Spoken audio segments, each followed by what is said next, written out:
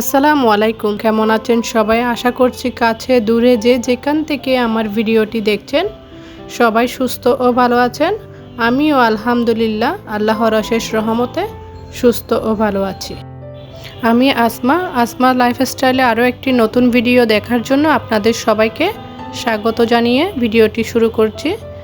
ভিডিওর শুরুতে সবাইকে রিকোয়েস্ট করতেছি ভিডিওতে একটি লাইক দিয়ে কন্টিনিউ করে যাবেন প্লিজ আপু ভাইয়া আন্টিরা। ভিডিওটি হচ্ছে বৃহস্পতিবারের বিকেলের একটি ভিডিও। এখন বিকাল 5টা। বিকেলে আমি বারান্দার কাপড়গুলো উঠিয়ে নিয়ে বাস করতেছি। এই যে দেখতেছেন বেডশিটগুলা, 3টা বেডরুমের চাদরগুলো আমি উঠাইছিলাম, এগুলা ধুয়ে শুকাইতে দিয়েছিলাম, শুকিয়ে গেছে। উঠাই নিয়ে এগুলা বাস করে রাখতেছি। এই কাপড়গুলো উঠাই নিয়ে যদি সাথে সাথে বাস করে না ফেলি তখন রুমটা অনেক এলোমেলো লাগে, পরে আবার আলসেমিও চলে আসে। তো এদিকে কাপড়গুলো ভাঁজ করে নিয়ে মেয়ে খেলতেছে, ওখান থেকে ওর খেলনার ট্রেগুলা নিতে চাচ্ছিলাম। জান্নাতে সুকেনির চ্যানেলের জান্নাত আপুর থেকে দেখেছিলাম, উনি এক ভিডিওতে এই ট্রেগুলা রং করে সুন্দর করে সাজিয়ে টপ রেখেছিল। তো আপুর থেকে দেখে আমিও বলতেছি এগুলাতে রং করব। আমার মেয়ে বলতেছে আমি রং করব, আমাকে দাও। আর যাই হোক, এদিকে একটু বিকেলে বাইরে গিয়েছিলাম সন্ধ্যার পর মেয়ের জন্য কিছু শীতের জামা কেনার জন্য। এই তো মেয়ে আবার জামা কিনতে গিয়ে লিপস্টিক, নেল পালিশ এগুলা কিনবে। একটা নেল পালিশ কিনে ওর মনে শান্তি হয়েছে।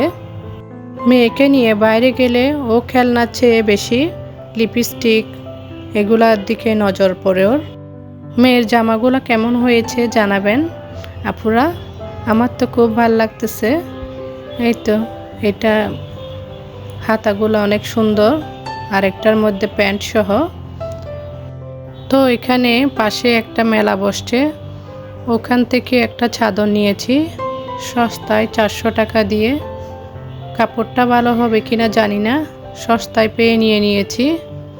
সস্তায় পেলে তো আমরা মেয়েরা যে কোনো জিনিস ছাড়ি না, সেটা আপুরা হয়তো বা বুঝেন।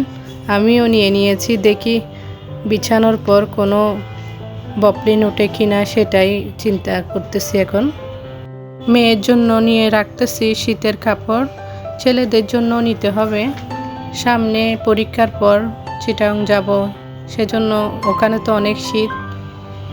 ঢাকাতে তাও কোনো মোটা কাপড় না পরলেও চলে, চিটাং গেলে এক গাদা কাপড় নিয়ে যেতে হয় ব্যাগ ভর্তি করে। ওখানে একটু শীতটা বেশি পড়ে। তো হয়েছে অনেক, তো শপিং করা হলো। এদিকে আবার কাজে লেগে পড়েছি, পরোটা বানিয়ে রাখতেছি সকালের জন্য, 2 দিন হয়ে যাবে এগুলা। সন্ধ্যার পর অনেকটা সময় হাতে পাওয়া যায়, এই সময়টা কাজে লাগাচ্ছি। তাড়াহুড়া করে আমি এগুলা ভাঁজ করে রেখে দিচ্ছি পরোটাগুলা। আর অন্যান্য সময় একদম রুটি বানিয়ে ছেঁকে রেখে দিই, এটাও সুবিধা লাগে। রুটি পরোটা এভাবে ফ্রোজেন করে রাখলে সকালে একটু আরামে নাস্তাটা করা যায়। এই তো মশলার বয়ামগুলো একটু ধুয়ে দিচ্ছি। হলুদ মরিচ মশলা আমার শেষ হয়ে গেছে, ওগুলো আমার মা চিটাং থেকে রেডি করে দেয়। তো এখন শেষ হয়ে গেছে, কিনে তো খেতে হবে। ওর বাবাকে বলেছিলাম রাতে নিয়ে আসবে। কচু শাক মসুর ডাল দিয়ে রান্না করব, পেঁয়াজটাও কেটে নিয়েছি, পরের দিনের জন্য একটু প্রস্তুতি নিয়ে রাখতেছি। কেটে সিদ্ধ করে রেখে দিব একেবারে, কালকে শুধু তেলে দিব। এই কচু শাক রান্নার রেসিপিটা আমি সাদিয়া লাইফ স্টোরি ব্লগের সাদিয়া আপু থেকে শিখেছি।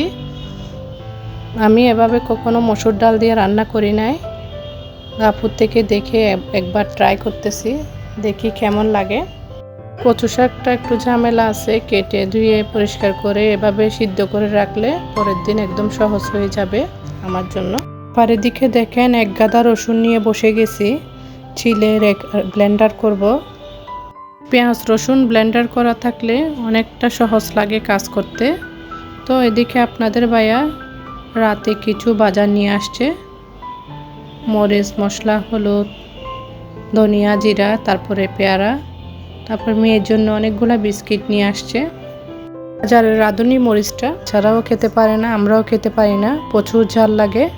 তাই আপনাদের ভাইয়া একদম মেশিন থেকে গুঁড়া করে যেগুলা বিক্রি করে সেখান থেকেই নিয়ে আসছে। মরিচ মশলা হলুদ তো মা চিটাগাং থেকেই দিয়ে দেয়।